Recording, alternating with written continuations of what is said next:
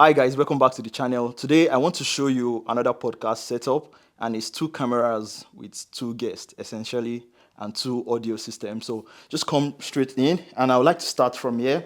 So I like to start from the video essentially. This is FX30, is a Sony cinema line camera with an 18 to 50 Sigma lens, the same one I used in the last video. If you haven't seen it, you can go check it out.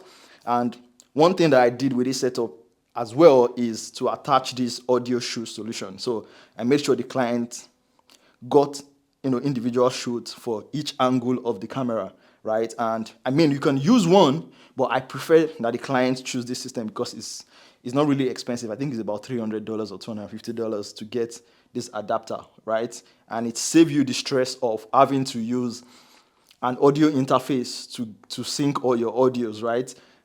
What this does for you is that your audio goes directly into your SD card, and without you having to worry on how to copy and then sync audio in post. So essentially what we did is we wired this XLR cable directly from this camera all the way through the back to join this microphone right here.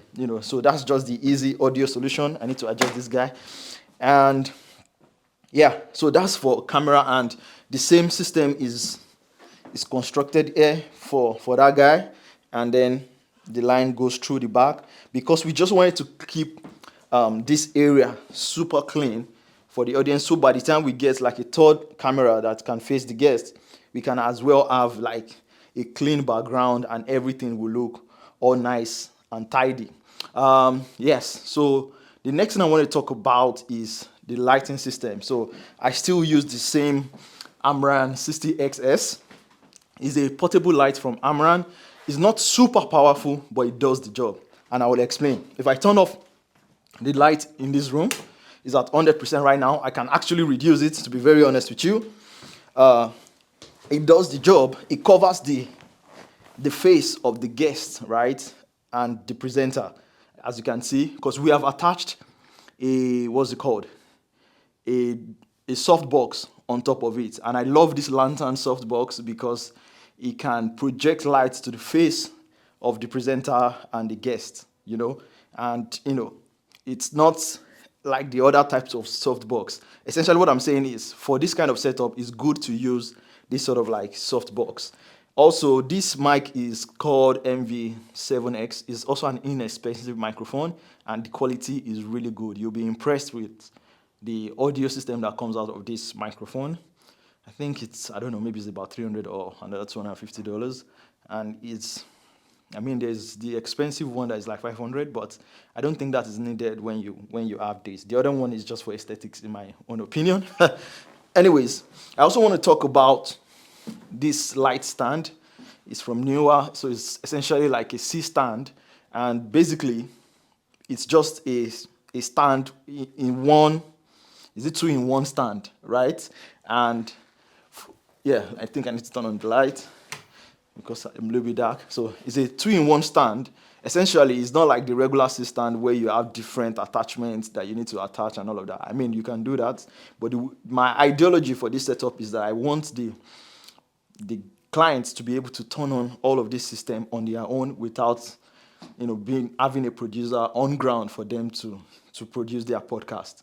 Essentially, I just want the client to walk in, record their podcasts, copy the file, and send it to their editor, right? So I try as much as possible to keep everything super simple, essentially. So this C-stand is from Newer. You can just pull it out, bend it out. You can extend it the way you want, take it to the back, extend it to the front. It's, in my own opinion, is the best.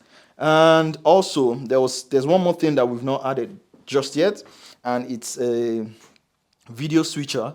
And what that would do for us is enable us have multi-screen view on this screen, such that the presenter and the guest can look at this screen and look at their shot and determine if it's good enough. So imagine if the client has a guest, he can also monitor the brightness, the contrast, the sharpness of the image directly from this screen without having to worry about whether they are going to go, off focus essentially, and also monitor if their video is actually recording essentially. And one of the other reasons, I probably should have mentioned this earlier, is the capability of this camera is very crazy.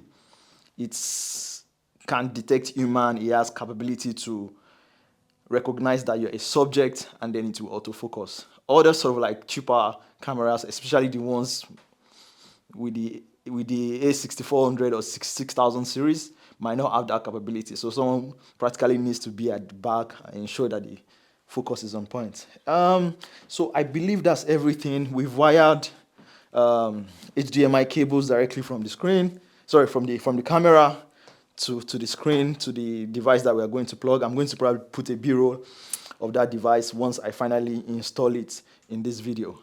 Anyways, it's also important that you secure all your gears so they don't fall off. So if you look on the ground, we have a few sandbags right on the floor all around, right? Just so that nobody trips on a wire, for example, and then pulls off all the cable and all of that. You know, they spent a lot of money for this podcast setup, so they need to ensure that their stuff lasts for a while. Anyways, if you enjoyed this video, please give it a like, please share, and I'll see you on the next one.